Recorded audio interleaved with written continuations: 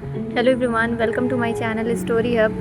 पिछले पार्ट में हम लोगों ने देखा था कि नैना के फ़ोन पर आरव के नंबर से कॉल आती है, मगर उधर से बात कर रहा होता है कबीर। वो कहता है कि आरव बेगुनाह है और असली मुजरिम तुम्हारा। इतना कहते ही फ़ोन कट हो जाता है। अब आगे देखते हैं क्या होता है। नैना कार के अंदर सन बैठी थी। कबीर का वो फ़ोन, उसकी वो आखिरी अधूरी बात और आरव के बेगुनाह होने का दावा, सब कुछ नैना के दिमाग में घूम रहा था। उसने कार मोड़ी और पुलिस स्टेशन जाने के बजाय सीधे उस पुरानी फैक्ट्री की तरफ बढ़ गई जिसका जिक्र आरव की डायरी में था। उसका दिल ज़ोर ज़ोर से धड़क रहा था, लेकिन अपने कबीर को बचाने का जज्बा उसके डर पर भारी था। पुरानी फैक्ट्री के खंडहर में सन्नाटा पसरा हुआ था।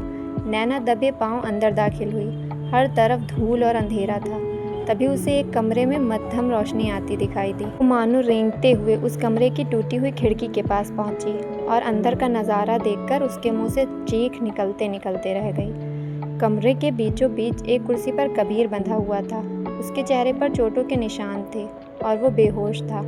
लेकिन सबसे डरावनी बात ये थी कि उस कमरे के कोने में एक मेज़ पर वही लोहे का बक्सा खुला हुआ रखा था जिसे नैना घर पर छोड़ आई थी, और उस मेज़ के पास खड़ा था आरव। उसके हाथ में कबीर का वही फ़ोन था जिससे कुछ देर पहले नैना को कॉल आई थी। आरव के चेहरे पर वो मासूमियत दूर दूर तक नहीं थी, बल्कि एक बेहद ठंडी और शातिर मुस्कान थी। आरव ने कबीर के चेहरे पर पानी फेंका। कबीर को जैसे ही होश आया, वो डर से कांपने लगा।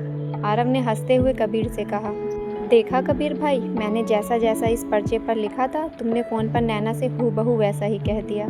तुम्हारी एक्टिंग सच में लाजवाब थी। कबीर रोते हुए गिड़गिड़ाया कि आरव, मैंने तुम्हारी बात मान ली। जैसा तुमने कहा वैसा नैना से झूठ बोल दिया कि तुम मुझे बचा रहे हो और असली कातिल कोई और है। अब तो मुझे छोड़ दो प्लीज़, मुझे मत मारो। आरव ज़ोर से हंसा। उसकी हंसी पर खंडहर में गूंज उठी। आरव ने कबीर के बाल पकड़कर उसका सिर पीछे खींचा और बोला कि छोड़ दूँ? तुम्हें क्या लगा कबीर, तुम नैना की ज़िंदगी में वापस लौट जाओगे?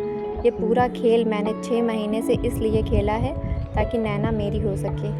नैना को लगा कि वो घर पर बहुत चालाक बन रही थी। जब वो स्टोर रूम में चाबी ढूंढ रही थी, मैं ऑफिस गया ही नहीं था। मैं तो खिड़की से उसे देख रहा था।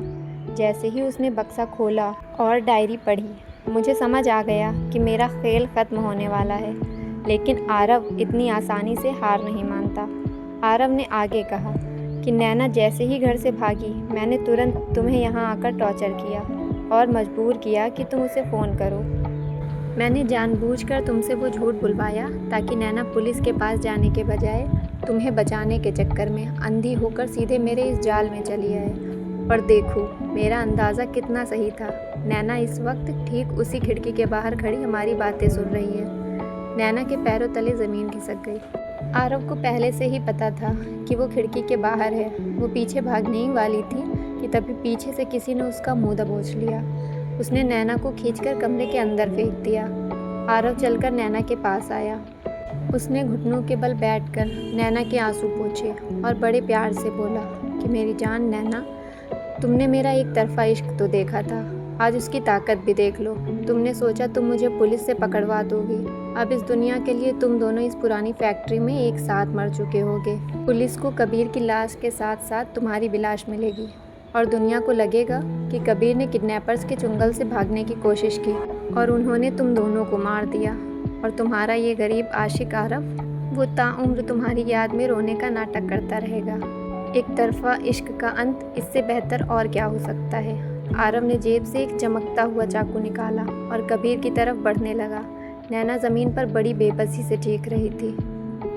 आपको क्या लगता है, क्या नैना और कबीर इस साइको आशिक के चुंगल से ज़िंदा बच पाएंगे? क्या आरव का ये ख़तरनाक प्लान कामयाब हो जाएगा या कोई और नया ट्विस्ट आएगा इस कहानी में? इन सब सवालों के जवाब मिलेंगे आपको नेक्स्ट पार्ट में। जब तक के लिए प्लीज़ चैनल को सब्सक्राइब कर दीजिएगा, बेल आइकन प्रेस कर दीजिएगा और हो सके तो वीडियो को भी लाइक कर दीजिएगा। इतना वक्त देने के लिए बहुत बहुत बहुत शुक्रिया।